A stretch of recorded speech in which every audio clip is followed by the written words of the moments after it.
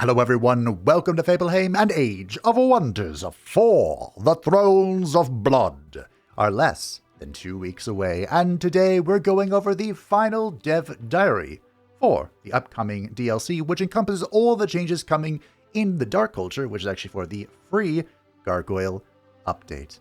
And for the second half of the video, we'll cover everything that I spotted in the dev stream, which did include a lot of signature skills for the Elder Empire, so excited to go over those. The Dark Culture rework. Let's take a look at the new features in the Dark Culture rework. Thanks. Greetings, Dark Lords, Maidens, and Despots Unknown. I am Thomas Schweeten, Senior Designer at Triumph Studios. Hi Thomas. And today I will proudly share with you a rework of one of the most popular cultures, Dark. Long have we waited for this rework, and there's someone else who has waited a long time. The Lord of the Dead may have to return soon. The Thrones of Blood releases on November 11th and will be accompanied by the Gargoyle update. What better time to rework the Dark Culture than alongside an expansion all about those gothic, edgy themes? Why Dark? Dark was always a somewhat unusual culture. It was the only culture in the base game that lacked a support unit in its lineup and featured some unconventional interactions with city stability and heroes held in prison or crypts. Yes, they got reworked a few times. Well, not really reworked, but like the Overlord Tower went through a few changes, and then like the Breakoff went through changes. Here we are.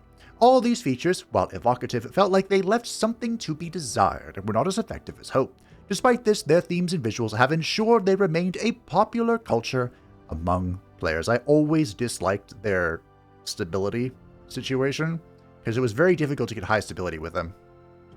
Their cultural passive, Call of the Week, had already been reworked in the past, but never quite hit the sweet spot, failing to be as successful at opening up new builds as might be hoped.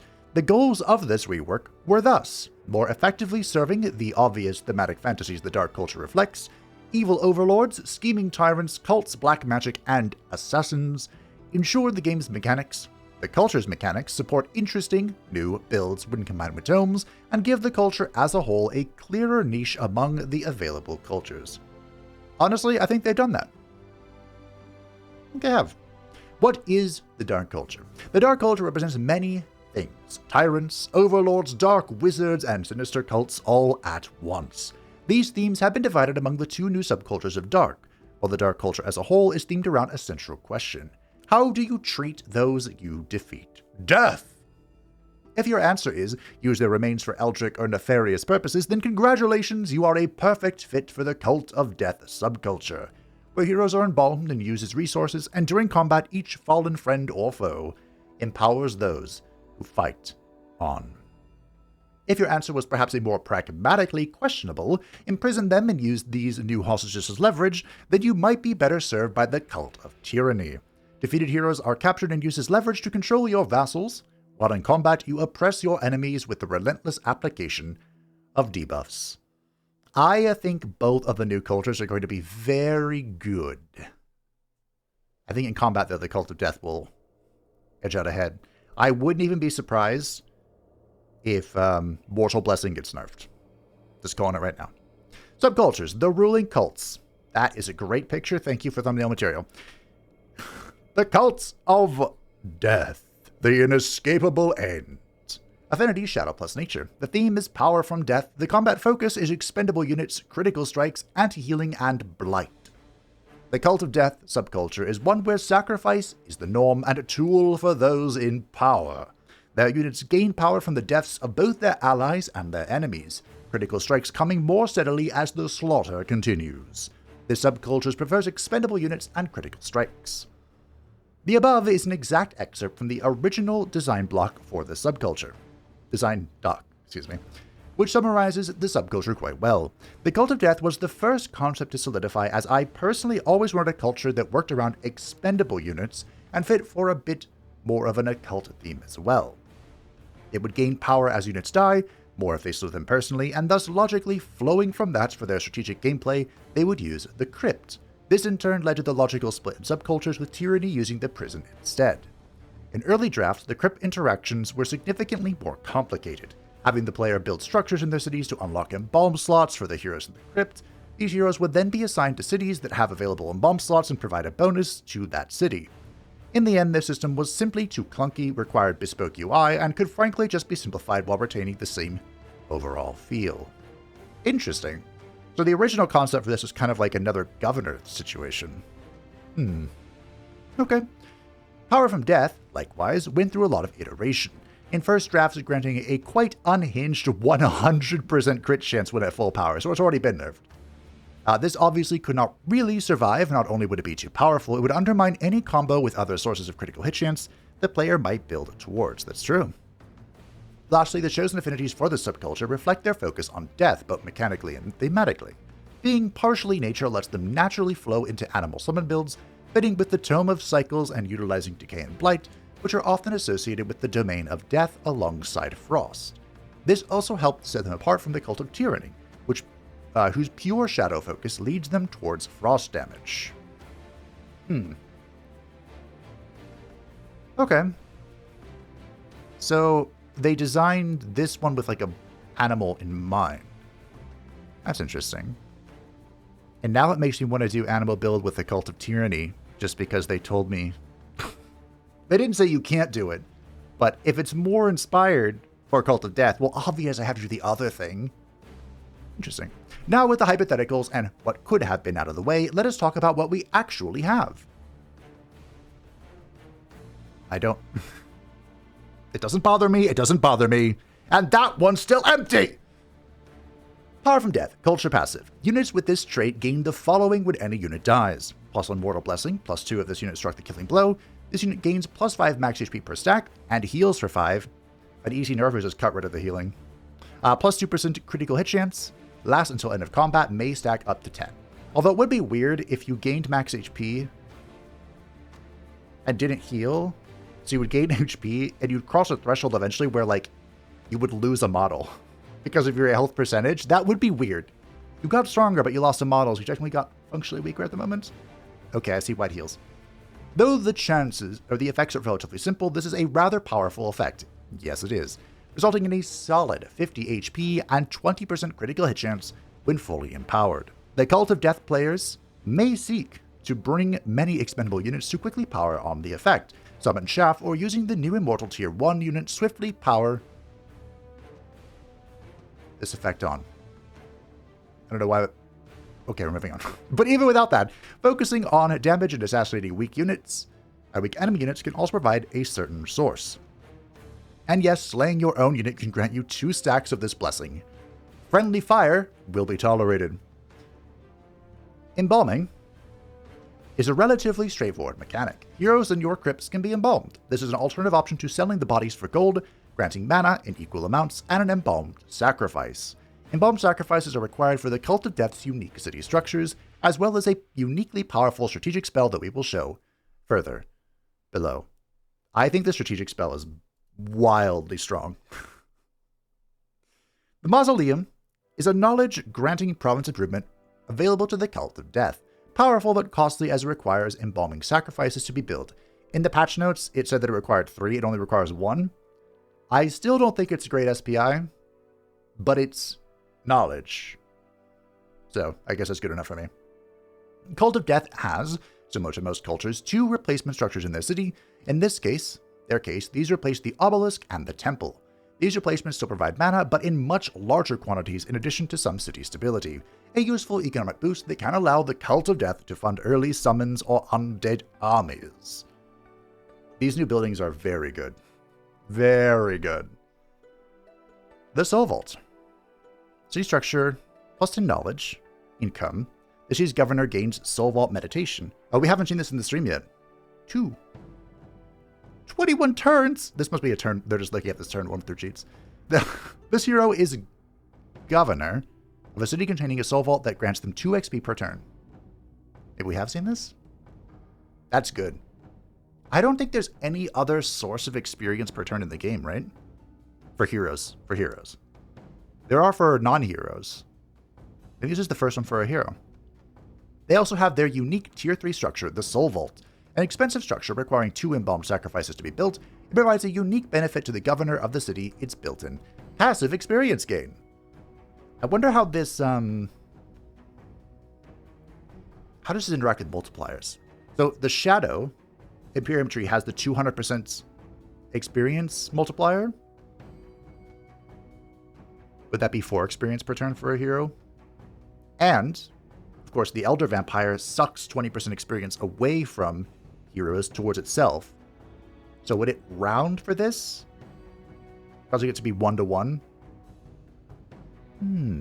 Questions. Unit lineup. The Dark subculture have a unique unit lineup. Featuring no support units, they focus on aggression.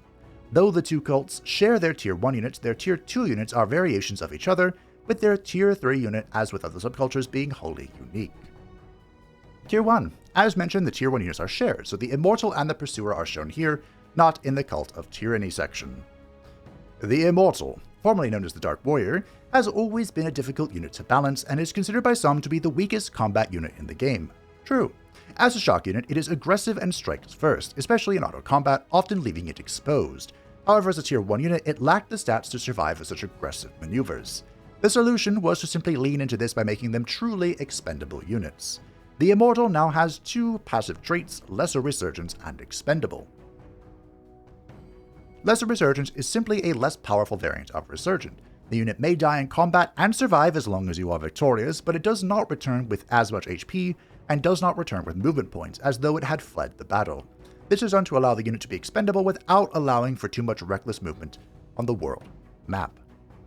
This is a good choice, I think. Expendable itself is new, but its effects are not. Many would not have known, but things such as combat summons already had this built in. I updated the tool to clarify this as well. The Immortal, however, not being a summon, needed this property to grant it the same treatment. It is worth noting that this same expendable property has been extended to skeletons as well, as had been requested. This unit's death does not affect their allies' morale. Fun fact, this exact feature is in Total War Warhammer. It's even called expendable. Although, of course, that's called leadership, not morale, but same thing. Great change. Good addition. The Pursuer. The Pursuer, while in less trouble than the Dark Warrior it shared its tier with, had a bit of an identity problem. It did not really do much other than shoot and apply weakened, an effect that was eventually extended to all range attacks of the Dark Culture. It also did not really live up to its name. Thus, the new Pursuer is simple. It lost its inherent weakened application, but instead gained a powerful positioning ability, Relentless Pursuit. This short-range jump lets them aggressively move into a prime shooting position or escape from encroaching enemies, but there is a catch. It starts on cooldown, and after its first use it only recharges when the Pursuer themselves makes a kill. So use it well. I want to do a full Archer build and see if I can make these things crazy, because this is an insane ability. This is crazy. So I wonder just how much we can really pump a Tier 1 Archer unit. At Legendary rank, they're basically on par with the stats of a Tier 2 unit. We have made Tier 2 units work. Curious things to try. And Tier 2, this is where the variations come in. Where the Cult of Tyranny has the Warlock, the Cult of Death instead has a Mortalist. And where Tyranny fields the oppressive Tyrant Guard, the Cult of Death instead fields the extremely resilient Death Guard. Well, I like the runes. Got a green vibe going on. The Mortalist is a more mobile and support-oriented variant of the Warlock. It has a decent magical attack, but more importantly, the Death X. Look at it. A single action ability that can suppress enemy healing through applying Decay, while providing a source of healing through Life Seed. I wouldn't call Life Seed a great source of healing, but it's better than nothing, which is what the Dark Culture had before. And the Cult of Tyranny still has. Most importantly, though, the reason why they called it mobile is because this second action only costs 1 AP instead of 3 usually. Yeah, Life Seed, when this unit dies, it heals a unit on the caster's side within 4 hexes by 20 temporary hit points. Did they extend that? I thought it was like 2. Oh, anyway, it's a useful bonus for slaying your enemies. True. And there's the Death Guard in the lupine form. They got a lot of questions about werewolves during the various dev streams, but they're not really going to happen. You're going to have to make your own with the lupine form.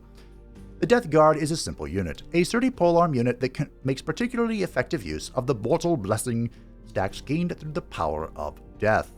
Power from death. Yeah, this is a crazy heal. Deathly Vitality is a powerful self-heal that lets the unit enter defense mode. Its healing scales more the more Mortal Blessing stacks the unit has. In addition, this obviously gains more value the more max HP the unit has, which again combines neatly with the effects of the Mortal Blessing. At full stack, which is 10, you're healing for 120 temporary hit points every 2 turns. That is filth. We'll see though, because I mean you can block this with Decaying, which is becoming more accessible now, and you could also just delete them. We'll see. Tier 3, the Death Stalker. This is the unit I'm really curious to see how it performs in our hands, because a lot of people are already suspecting it's going to be a little too crunk. The Death Stalker is your stereotypical assassin unit. It has always felt like somewhat of a missing archetype in the game, except for Ways of War's Shade unit. True. The Death Stalker is an even more specialized take. As a fighter, they are purely melee. Yes, they are not a skirmisher. They stab and they stab harder. Featuring what one might expect from the archetype, they benefit from universal camouflage on the world map and slippery in combat, letting them move into advantageous positions to strike. Fun fact, the universal camouflage was a request from chat on the first or second dev stream, and they decided to throw it in there. Melee Single Strike. This is their base attack. While they specialize in destroying weakened foes through the Death Stalk ability, their basic strike is not to be underestimated either, providing a decent strike while staying mobile that may inflict 2 stacks of decaying, ensuring that the foe stays weakened. Yeah, there was someone who asked about the the Tomo Cycles Decaying Strike, or whatever it's called. Thomas thought at the time that that won't add anything to this attack. He thinks this attack will override that enchantment because this is a higher version of it.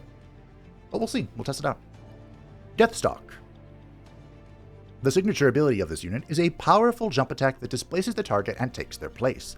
More importantly, its damage increases the more health the target is missing, letting it finish off weakened or exposed foes swiftly. It recharges only on kill, so use it well. A pair of passive effects let it exploit Mortal Blessing more effectively than other units, the Blessed End and Fatebringer. Before we get to that, yeah, this is their second ability. It's a 3 range. You basically teleport on the enemy and take their place, and then you deal bonus damage based on their missing hit points. And as they said, it only refreshes on kill, so you kind of want to be able to delete something in the next turn, delete something in the next turn, delete something. But that's the ideal situation. So Blessed End. Let them stack up Mortal Blessings faster than any other unit. This stacks with the default power from Death effect, meaning that if the Deathstalker gets the kill, they get 3 stacks of Mortal Blessing in one go.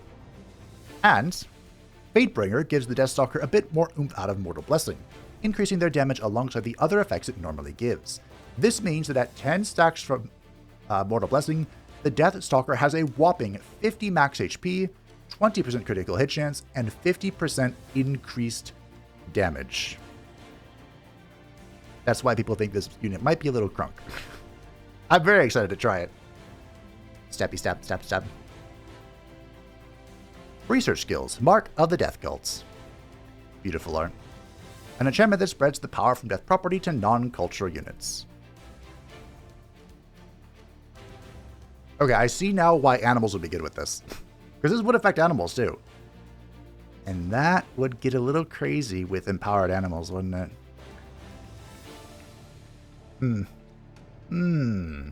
Death Waltz. A unique tactical spell that lets you give doomed units another chance to prove their worth, or force a breakthrough. It can even be used to save at-risk units, as it does grant resurgence as well. Yes, this will, it cleanses the unit, fully heals them, gives them another action, like resets their action, and then they gain resurgence, but they die at the end of the turn. So, high risk, high reward sort of situation. If you lose, well, if you lose, everything dies, but you get the point. Morbid Sacrifices. This is what I think is going to be a little crazy. A strategic spell that costs an embalmed sacrifice to cast, but in return for this, it affects multiple armies in the same province and gives them a full heal as well as powerful buffs to the next battle. It even grants camouflage should you wish to surprise your foe. So it's universal camouflage for all units in the province. It fully heals all units in the province. It gives them plus 15 morale at the start of next combat, and plus 20 max HP at the start of next combat. For one embalmed sacrifice. I think it's going to be real good. Cult of Tyranny. Like, I wouldn't even if there's just 2 embalmed sacrifices, I think it'd be pretty good. It's very strong. The Cult of Tyranny is pure Shadow. Shadow plus Shadow. Its theme is the subjugation of the weak, and its combat's focus is status effects, control, and frost damage. The Cult of Tyranny subculture sees domination as the ultimate show of power. They specialize in debilitating their opponents and grinding down their weakened foes. Strategically, they utilize vassals to great effect, enforcing their dominion through tyrannical might. While in combat, they specialize in breaking the enemy's resistance and controlling them through powerful status effects. This subculture took longer to materialize. There were versions that focused on morale and stability at first, but these systems proved too volatile. Morale is a tough system to interact with without making it a mandatory build focus, while stability, likewise, does not grant as much benefit as to be worth the focus of a culture. Both elements still remain to an extent in the culture, but did not become the primary focus. If you are familiar with the old Dark culture, the Cult of Tyranny may feel most natural to you. Their culture passive, Cult of Tyranny, has quite some similarities to the old Cult the Weak effect, but allows for more build variety. Yeah, the Vassal Swarm is already very powerful, but Cult of Tyranny is going to take that to the next level. Not really offensively, more like economically. So the Cult of Tyranny, adjacent enemy units suffer -1 status effect resistant. This effect stacks with itself and other units. Repeating attacks and abilities gain 60% chance to inflict 1 status vulnerability and heal the attacker for 5, plus 5 temporary hit points, and single shot abilities and attacks gain 90% chance to inflict 1 status vulnerability and heal the attacker for plus 10 max HP. Of course, this pairs very well with the Tome of Blizzard? Is that the first one? The World Map spell that deals frost damage and inflicts 3 status vulnerability. You could very easily just delete a stack with by dragging them down with debuffs. This effect may seem more complicated than it actually is, but to put it very simply, when playing as the Cult of Tyranny, your units lower the status resistance of adjacent enemies, but much more importantly, they have a chance to inflict status vulnerability with their attacks, and when they do, they heal themselves. Previously, the way Call the Weak worked was like, when you attacked, you could apply a weakness, and then if you hit somebody who was weakened, you would heal. So it's kind of like a 2-step healing, whereas now it's just you heal all the time. This chance naturally improves as the enemy's status resistance is diminished, letting the Cult of Tyranny tyrannize foes and bury them in debilitating effects. I think if we play Cult of Tyranny, I'd want to try out the Demoralize build. Just like go all in. Delete the enemy's will to live. Strategically, things get a little more interesting. I'd always wanted to do a more hostile take on vassal diplomacy, and this subculture seemed like the perfect chance to do so. Rather than slowly placating free cities to obtain new vassals, the Cult of Tyranny instead greatly benefits from acquiring their vassals through warfare. They do this by utilizing hostage diplomacy. That's a lot of text. That is a lengthy tooltip. It is. Let's go over it. So, the Cult of Tyranny uses heroes in their prisons to take control of free cities and exploit vassals. Defeated heroes belonging to the free cities become hostages in your prison. Hostages provide allegiance every turn and count as an assigned Whispering Stone. Only the first hostage. Conquered cities released as vassals also immediately grant you a hostage. When vassalizing a city that belongs to another empire, all heroes of that empire in your prison become hostages of this new vassal. Instead, To make a long story short, defeat heroes to take them hostage, having any hostages count as though you have a Whispering Stone in their home city, and each hostage adds additional allegiance on top. The third bullet point might stand out. This ensures that whenever you conquer a city and choose to release it as a vassal, you always gain another hostage.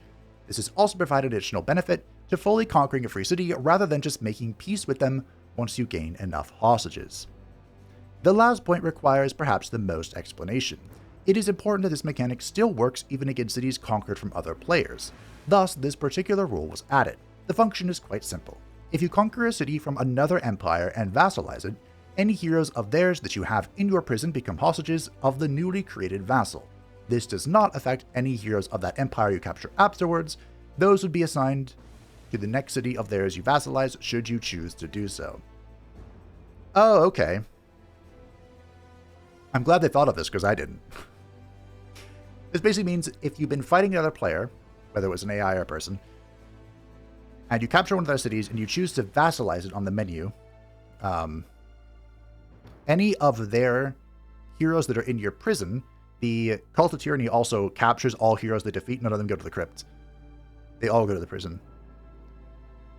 That when you make that vassal, any of their heroes in your prison will become hostages for that vassal city.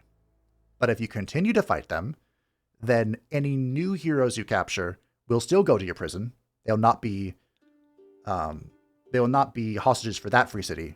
And should you make another vassal out of that empire, then any heroes you've captured since then will become hostages for that new free city. A little complicated, but it actually makes a lot of sense. They had to change this UI for this as well. This is for everybody, by the way, not just for the Cult of Death. The prison UI needed an update to represent this. Thus, prisoners and bodies in the crypt are now generally grouped by their faction. For the Cult of Tyranny in particular, you can view the allegiance they gain from each vassal or free city. Take a look at that.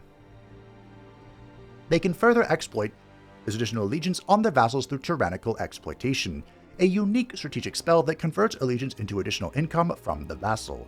The details will be in the research skill section further below. Ooh, collector. So what is this? Lastly, this culture has some simple yet interesting city structures. Their two replacement structures grant a significant amount of gold at the cost of stability. Oh, and by the way, both the Cult of Death and the Cult of Tyranny can now build taverns and bathhouses. They previously could not, and the Overlord Tower is gone. Actually, the Cult of Tyranny might have that. Hold that thought. The Collector. So we lose 5 city stability, but we gain plus 20 gold income. That's pretty good. Okay, and it unlocks the Shadow Trade Quarter, which I'm assuming... Nope. Hey, the Overlord Tower! Which is so much better now, by the way. The Overlord's Tower is a unique source of additional Imperium, while also granting more stability the more vassals your empire controls. So plus 5 Imperium income. Great, I'll take it. And plus 5 city stability income per vassal. You can build this in any city, right? This isn't a throne only? I don't think so. Okay. This is a much better version of the Overlord Tower. So they removed... This got changed a few times, but previously one of the quirks of the Dark Culture was they couldn't build taverns and bathhouses, so they kind of had naturally lower city stability. But if you had the Overlord's Tower, none of your provinces could rebel due to low stability. So that was kind of their shtick. I didn't like it. I don't think I was the only one.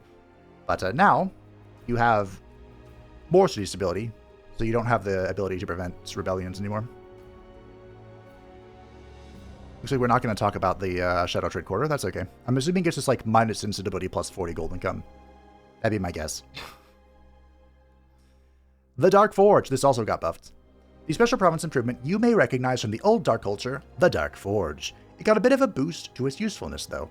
Rather than granting 7 gold in draft, with more draft for mines or quarries, it now simply grants plus 10 gold income base and 5 production per adjacent mine, quarry, or forester, letting it be used as a much more versatile improvement than before. Yes, this is now so much better.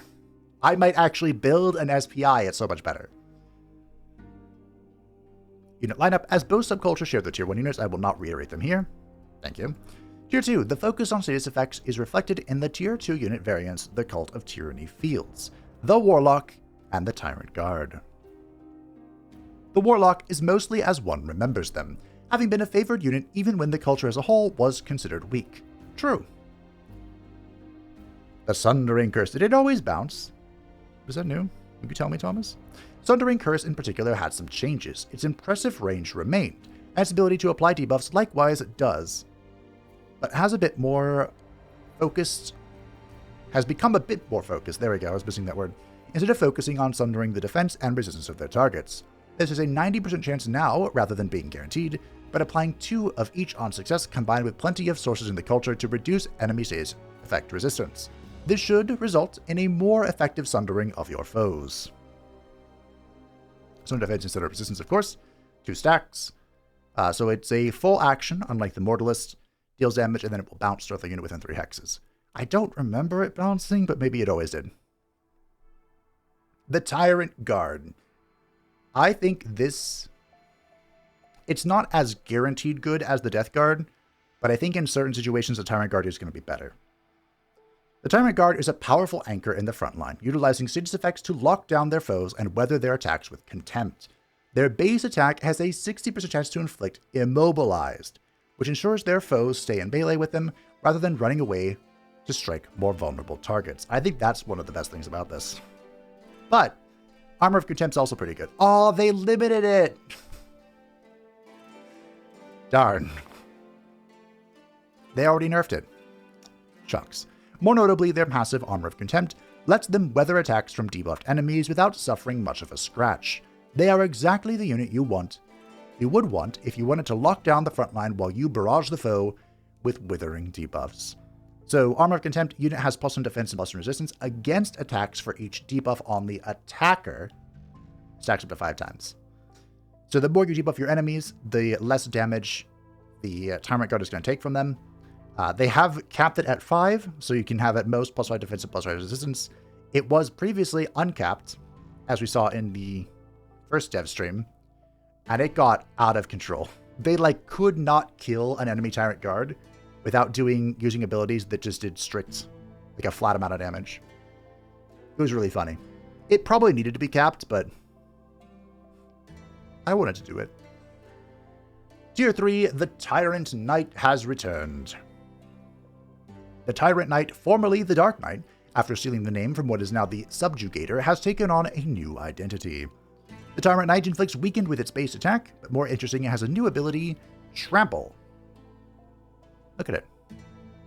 This is not a shock attack, is it? I don't think so. Okay. So it is a single action, deals damage.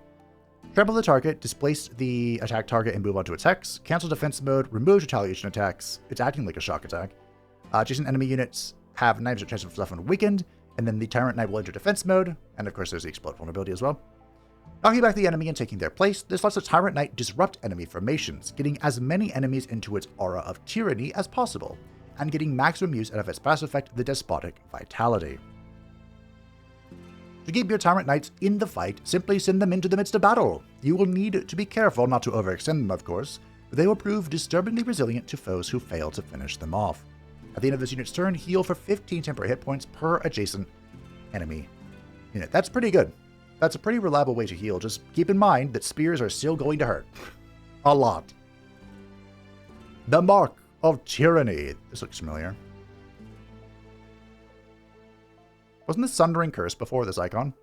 This unit enchantment spreads the culture's mechanic to non-cultural units. Not much more to be said. True. Baneful Curse. This got to rework a little bit. Unlike the old version, which inflicted 1 weakened, center defense, and resistance, the new version is more focused, inflicting 2 weakened and 2 misfortune. Lets this be a powerful control debuff to reduce incoming damage from a dangerous group of foes, and combos nicely with the weakened resistance or any Tyrant Guard you may have in the front line. I'm pretty sure it's 2 misfortune. We'll see. Here's where the economy comes in. Tyrannical Exploitation. This strategic spell is rather unique, costing no upkeep. Rather, this spell converts the allegiance gain of the target vassal into a modifier of their income. 20% per point of allegiance is nothing to scoff at, and provides a powerful benefit to high allegiance vassals well beyond maximizing their loyalty to your cause. So, of course, do I dare say min-maxy way to do this? Get them to supreme vassalage, and then convert their allegiance, because their allegiance doesn't mean anything at supreme vassal. But yeah, I'm very curious to see how hard people push this, because I think this is going to be pretty strong. Like a mid-game thing, not really an early-game thing, but I think it'll be there. Look at the orcs. This was a lot of writing in the end, and the culture's creation likewise was a lot of work. In the end, I hope this provides you with new ways to express your characters, stories, and build your empires an age of wonders for. Whether you choose to be a death cult of assassins, tyrannical despots, necromantic theocrats, or conniving barons, I look forward to seeing what you create when you get your hands on them. These changes should be available in the open beta on Steam if you wish to give them a try early, and become available to everyone when the Gargoyle update releases alongside the Thrones of Blood on November 11th. Yeah, we're getting real close. So it's time for the second part of the video. We are going to take a look at the dev stream and the things that I spied with my little eyes during it. Of course, in the description, probably should have said this earlier, you can find a link to both the dev diary if you'd like to go look for yourself, or the dev stream if you'd like to watch it for yourself. It was amusing. Just know, if you struggle, you're not alone. We're all in this together. Da-da-da. Anywho, at the start, they bonked the Vampire Hunter. So if you want to see what the aftermath of that is like, here it is. The only thing really unique here, well, actually most of this is unique because it's for the vampire. You can nail their still living body to your capital. That's fun for a bunch of suitability. You can convert them. This puts them into their your recruitment pool, so you can make them a vampire, which would be the most ironic, of course. Or like all vampire hero interactions, you can eat them. You can also take some of their souls if you want.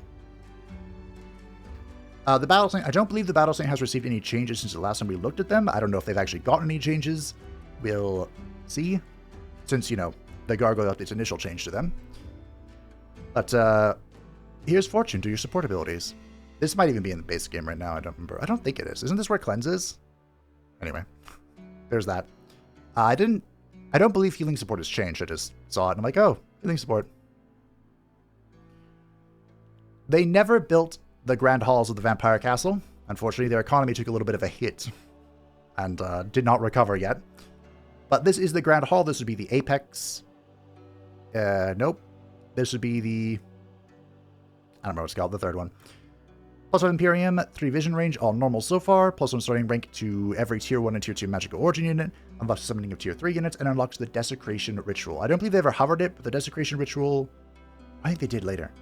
That's what allows you to put Sunless onto a province, so you can not be in sunlight. Just one province, though. They encountered a defenseless progeny, and this is a unique vampire action to sacrifice some thralls and get a free unit. I'm not sure if this is only for beasts, but this is one of the randomly generated heroes. They didn't get her, but she looked beautiful, so I just thought I'd include it. That's all. Oh. Thomas almost didn't take advanced logistics, and I took the screenshot because I'm like, that's heresy. You have to take advanced logistics. They got to the Tome of Torment. Of course, we've seen this before. This is the tier 3 Pure Shadow Tome that is going to be adding new ways to interact with morale. Isn't that fun? The new Torment Stays effect, which most importantly, counters Grace. The Painbringer. My goat. I'm so excited to play with the Painbringer. And then they did end up getting this minor racial transformation, the Painbound. When they get punched, they gain morale and a random positive status effect.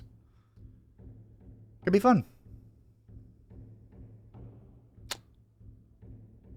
This is a battle. It didn't go well. This one, I know what this one's for. I think. Wait. I'm not sure, gotta be honest, I'm not sure why I took this. Oh, no, this is what this one's for. So, there's been some talks about Blood Parasite. The music stop? No, we're still going. About Blood Parasite and decaying zombies, like, overriding each other. And I'm not really sure, I still don't know how it works, but this time Blood Parasite overrode decaying zombie when Alexandra killed the unit with Gripblade. So I'm not sure how it works, but only one of them spawns, so choose wisely, I guess? I don't know. Oh, this one. He siphoned the strength of the familiar on his own unit, and it crit. It's supposed to deal a flat 20 damage, and then you heal for 20. But she crit on her own unit. So, Tom was like, that's not supposed to, that probably shouldn't crit. So I think they'll fix that, or, you know, just beware. Beware. Beware. The screenshot with nothing in it. I think I was hovering over this, but this is unchanged, so. Here is the Tyrant Knight. They were able to grab one from a domination. And there's the Despotic Vitality. We saw this, of course, in the Dev Diary, but I just wanted to make sure. I hadn't read the Dev Diary yet. Striking. And then, of course, there's the Trample. I don't think this is a charge attack, even though it has, like, the cancellation of stuff, so you don't have to move around to get the bonus damage. The Basilica of Lamentation is the SPI from the Tome of Torment, and it is very good. Thomas thinks that those numbers are wrong, because it is exceptional. 10 mana, 10 knowledge, 10 study ability, and then plus 3 mana per adjacent farm, and plus 2 knowledge per adjacent forester as a conduit. I hope they don't nerf it. I promise I'll actually build SPIs if it stays the same. Maybe. I'll try. Now, this was interesting. I think this was a bug, but they were eating a few of their heroes, as a vampire does. And as you can see, it says the amount of experience awarded will be 10. So, in theory, what that means is that Alexandra's level 10. She is going to, with 109 XP, she's going to go up to 119, and she'll still be level 10. Right? Well, question mark. She's now level 11 with 139 XP. So, yeah, I don't know. And then they did it again, and she's level 12. So, I'm not sure what wires were crossed there, but I don't think that was right. Anywho, it did allow us to see the signature skills at level 12. So, Blood Communion is a free action. Target friendly unit and the caster. Heals for 20 temporary hit points, and it cleanses through negative status effects. All of these will also increase the Elder Vampire's upkeep by 20 gold, and this unlocks the Warding Aura. I don't know if I've ever taken that. Exsanguinate is a full action 40 physical damage, 6 range. Target sustains damage, which ignores 50% of defense and resistance, and inflicts 3 bleeding for 3 turns. 2-turn cooldown. Not too shabby. It also unlocks Adaptive Vigor. Not sure what that does either. Blood Blight. This is a leave 1 AP, 4 range, 10 damage. Target enemy unit and 2 others within 2 hexes sustain damage. Gain 3 Blood Parasite for 3 turns. 3-turn cooldown. And it unlocks the Debilitating Aura, which I think inflicts weakened around you. Tormenting Mist. This is the one they ultimately took, and I think it's pretty cool. This is a leave 1 action, 0 range, so it's around you. 8 frost. You're not doing this for the frost damage, though. It is nice. Enemy units within a 2-hex radius of your character sustain damage, lose 10 morale, gain 4 stacks of torment until the end of combat. This is a 3-turn cooldown, debuff magic, and it unlocks the Spirit Breaker Aura, which I think I took a screenshot of.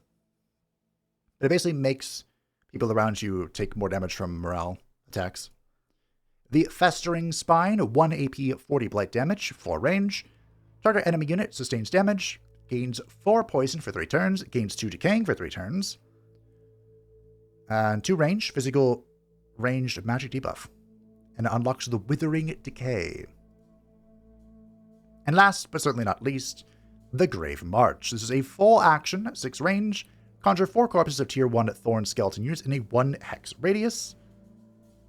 For the next 4 turns, resurrect 1 random corpse on the battlefield under your control until the end of combat, and unlocks the Immobilizing Presence. This seems really strong. 5-turn cooldown. 5-turn cooldown? It's not even a once per battle thing. Huh. We are conjuring corpses, right? So we don't actually need to, 4 corpses. So this is conjuring the bodies, not actually conjuring 4 tier 1 skeletons. You're conjuring the bodies of 4 of them, and then every turn you summon 1 randomly. Still pretty good. And there's Spirit Breaker Aura. Adjacent enemies lose morale 50% faster. Yep. Good combo with that. The Shop of Secrets appeared, and I don't know what this rune is. And neither did they, as you can see by their inquisitive faces. The Lens of Anguish is the city structure from the Tome of Torment, granting plus 5 mana, plus 10 combat casting points, and damage spells and debuff spells apply an extra 5 morale loss. And Thomas had the exact same question that I did. On all spells? I think that's going to be pretty good. Especially with the Torment spell, which I got right here. Agonize. This is a combat spell. Enemy units in a 1-hex radius sustain 40 frost damage and have a base 90% chance of gaining 3 stacks of Torment until the end of combat. Upon failure, they inflict 1 stack of Torment instead. This is both a damage and a debuff spell, so I'm not sure how the lenses interact with this. Yeah, I'm not sure. I don't think it would give it both the damage and the debuff bonuses, would it? That would seem really strong. Nothing to test. They got a new stick. This is the Vampire Staff. We can actually see it in-game on a model. A short boy, but a model nonetheless. And it was this, the Staff of the Blood Maggots, which is a new affix, which basically gives blood parasites a base 90% chance of inflicting blood parasite for 3 turns. Not too shabby. Not too shabby. Here is Painbound, the pinhead transformation, as you can see. It basically turns their skin dark. It's like grayish black. Something in there. And of course they have all these needles sticking out of them because they're pain-bound. Here it is, the Desecration Ritual. This is unlocked by the Tier 3 Vampire Castle. The target and adjacent surface provinces gain Sunless. An enemy army sustain 20 frost damage. That's permanent Sunless, isn't it? Wow, that'd be really good. Okay. There's something like this for Gloom, isn't there? I think this is just a copy-paste. Battlefield Restoration, I believe, is unchanged, but here it is again. This is like... The thing about the Cleric Battle Saint is it's very good when you get to this point. When you've gone all the way down the tree, you're like, okay, my class is online. But getting to this feels awful. I like the Paladin side. I'm not really against it. I know some people are, but I think the Paladin side's fine. This... I don't know. A very hard start. Would not recommend making your ruler a Cleric Battle Saint, as I've learned recently. These are the Banshee Paws. This is a new terrain obstacle in the Sunless terrain. They're basically flimsy little flowers that explode and have the Wailing Explosion, which is all units in a 2x radius of the plant will suffer 10 frost damage and have a 90% chance of suffering 2 weakened and losing -10 morale, which worked out really well for them in this combat. This is the... I forgot what it's called. The Frostbound? No. The Torment spell that the Elder Vampire gets from the signature skill. It basically just shoots out these giant black spikes from the ground. It's kind of hard to see, but trust me, it looks really cool. This stuff. It killed the leader, so it zoomed in on it. And we got to see the level 16 signature skills as well. Let me double check and make sure the music doesn't stop. Oh, it almost did. Almost, but not quite. So, these are grayed out because all but 3 of these options are based on the previous tier. So what you picked at level 12 will determine one of the choices you have access to at level 16. So the Spreading Blight makes it so Blood Blight will now spread to 4 enemy units within 3 hexes, and it unlocks Ancient One and Conjure Vampire Spider Matriarch. Nice summon. The Spreading Blight will make it so the Festering Spine, when it kills a unit, all enemy units in a 2-hex radius gain 5 poison and 4 decaying for 3 turns. Wow, that's a lot. Also unlocks the Conjure Dread Matriarch, which is another spider, and the Ancient One. The Violent Exsanguination. Exsanguinate now deals 50% of its damage to adjacent enemies, which ignores 50% of enemy defense and resistance. Unlocks the Conjure Vampire Matriarch and Arcane Surge. Actually not sure where that one is. The Elite March. Grave March now conjures the bodies of Tier 3 and 4 undead units and has its cooldown reduced by 2. That is a 3-turn cooldown. You can conjure bodies of Tier 3 and Tier 4 undead units. They can be resurrected by your vampires, or not vampires, by your necromancers, your warlocks. Yes. Death Knights can do it too, can't they? Yeah, you basically summon these bodies for you to resurrect, or just let it resurrect themselves. That's Elite March down here. I did get Parasitic Communion later. So, I believe Supernatural Speed is one of the baseline ones, so no matter what you picked at level 12, you can pick this one. This gives you a free teleport with a 1-turn cooldown, 3 range, move to target hex. It's basically the Pursuer's thing, but you just have no cooldown on it.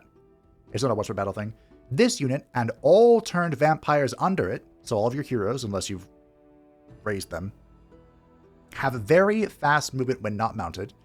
If the Elder Vampire has Profane Body Mastery, it gains 20% critical hit chance instead, even when mounted. Instead. Oh, right, because Profane Body Mastery gives you very fast movement. They did not take it, so... I mean, they didn't take Profane Body Mastery, and they didn't take those either. Rosebound Noble is another of the generic ones. You can pick this no matter what you pick to level 12. At the start of combat, you conjure a Rose Knight. Yes, the tier 4 Blood Knight thing. And your cities gain the ability to draft the Rose Knights. This also unlocks Ancient One and Exhume Undead. Supernatural Speeds unlocks Phase Lock and Controlled Chaos. These are much better. Can you get the Rose Knight from the tier 4 tome? Because otherwise the only way to get them is through this or the Wonder. The New Gold Wonder. The Aura of Torment. At the end of the turn, adjacent enemies sustain 4 frost damage, lose 4 morale, and gain 1 torment until the end of combat. This also unlocks Phase Lock and Controlled Chaos, and as you can see, it is unlocked by the Tormenting Mist that they picked up at level 12. That's what it's called. Tormenting Mist. That's the explosion with the spikes. Someone mentioned in chat, very correctly, that Aura of Torment only works if your adjacent enemies aren't dead at the end of the turn. And well, I mean, that convinced me. And then they chose Rosebound Noble. And the Curse to Undeath is another of the generic ones. This is a leave 1 action. 10 frost damage always hits, 4 range, 20% crit chance. Enemy units in a 2 hex radius of your target in 4 range. Sustains damage, becomes soulbound until the end of combat. This is a 3-turn cooldown and magic debuff. And at the start of the turn, enemies units with soulbound sustain 4 frost damage. So it's anyone you hit with this, or anyone your spellcasters hit if you got the soulbound spellcasting thing. Could be good. This also unlocks Exhume Undead and Eternal One. Next we got... So they showcase these. The Ancient One, by the way, which is the one I would totally go for, is plus 20 hit points and plus 20% damage. This is basically Ancient of Earth, but less. It's the same now after the nerf, I think. An Exhume Undead is a full action, 5 range, target empty hex, summons a random tier 3 undead unit. This summon lasts for 3 turns. Adjacent enemies suffer soulbound and 2 remorse. Oh, that's nice. Phase Lock, which is unlocked by some of them, is a 1 AP. Adjacent enemies have a 120% chance to become stunned, and you enter defense mode. I don't think this is enough for a level 16 signature skill. I mean, it's okay, I guess. 3-turn cooldown. I'd rather do damage. And Controlled Chaos is adjacent enemies have a 30% fumble chance, and adjacent allies have a 30% critical hit chance. Again, if your enemies are dead at the end of the turn, does this fumble chance matter? I don't know. Next question, though, which could change my mind the other way. This stacks with Misfortune, right? So, 3 Misfortune stacks, 44% chance to fumble, and take damage. On top of that, 30% chance to fumble. Could be good. We saw this one. We were missing this one. So Parasitic Communion. Blood Communion now has a base 120% chance of inflicting Blood Parasite for 3 turns. 2 enemies adjacent to the caster and the target. So this is the heal. You target someone else, and it heals that person and you. Now it will heal you, and then any adjacent enemies will get Blood Parasite. Which could be cool. And that was the last of the dev stream breakdown. It was a tough one, but Thomas is heading in the right direction, I think. And now it's time for the handy-dandy notebooks that broke last time. We'll see if I use the right codec this time, babe. So, for the handy-dandy notebook, these are just things that I heard during the dev stream, but didn't really have pictures for. And there's not a lot, but we'll go through it. Thrones of Blood will include new achievements every DLC does. Thomas wasn't sure on the exact amounts, but he guessed 5. Most of them are usually... There's usually one for, like, the new leader or the new culture doing something very thematic for them. And then there's, like, there's one for the Dragon Lord to lead a faction of dwarves. Or it was Giant Kings, right? Lead a faction of dwarves to get elemental or something. for Giant Kings, and there's usually one for the story, if it has one, which this does. So, 5's a safe bet, I bet. Someone mentioned in chat that Mulkin are the most powerful vampires because they're underground units. And Thomas' response was fair, which means Vampire Blint is now canon. The developers tried to create a Tome of Plagues during the early stages of development, but at the time it didn't fit nicely with their affinities. Thomas thinks it would be cool to revisit, and I personally think this DLC opened the door to revisit it because of the darker inspirations of nature with like the Cult of Death and the new Apex Predator Society trait. I think Tome of Plagues could be in our future. That was spawned by someone asking about a Tome of Xenoplague because there's no Planetfall 2 news yet. Thomas mentioned that Torment triggers on movement. I don't think it does, but he said that, so maybe it does. I don't know. I mean, if you're being real technical, movement is an ability. So, like on the bar. Yeah, I'll have to test it out. This was a rare occasion, I said they struggled, didn't I? Where Thomas had to save scum to keep the pace moving forward. I, of course, I'm completely on board with that. I don't care. I would much rather have the pace of a video or a stream keep moving than, get stuck in one little square for an hour. But some people hate that. Up to you, I guess. I thought I mentioned it, because he doesn't do that very often unless he's, like, cheating to show something. Someone asked if it was possible to clear Sunless terrain. And this is something I've talked to people in the comments about this throughout this dev stream, dev diary series. And there's two answers. First of all, if the Sunless terrain was there because of an Elder Vampire, like their Desolation obelisk, whatever it is, then when you take over the city or destroy the city, the Sunless terrain will go away. This is exactly how it works with the Altar of Marching Gloom. Makes sense. But then Thomas thought that maybe it could be removed by any terraforming spell. So if you, like, terraformed over it, the new terraform would override Sunless. Which is interesting. I kind of hope it works that way, but we'll see. So that would mean that, like, Sunless can be applied on top of anything, but then it can be overridden if something comes on it later. Which I think would be good, because Sunless is really bad for non-vampire players. So there definitely has to be a way to get rid of it, I think. But we'll see. Someone asked for 3 society traits, and Thomas promptly said no, because the society traits are balanced around there being 2. The next stream will be 1 hour later.